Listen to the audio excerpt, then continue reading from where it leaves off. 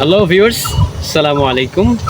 ইদানিং আমাদের যারা নতুন প্রজন্মের এই প্রজন্মের যারা কেবল বড় হচ্ছে, হয়তো ইন্টারমিডিয়েট পড়ে বা হাই স্কুল বা ইউনিভার্সিটিতে উঠতেছে বা তার মাঝখানের লেভেলটা, এরা ইদানিং দেখছি যে বেশিরভাগই মানে হাফ প্যান্ট পরে এত দূর পর্যন্ত। কিন্তু একজন মুসলিম হিসেবে কিন্তু আপনার সন্তান বা আমার সন্তান বা আমাদের ছোট ভাই বোন বা ছোট ভাইয়েরা যারা আছে, তারা কিন্তু হাঁটুর উপরে প্যান্ট তুলতে পারবে না।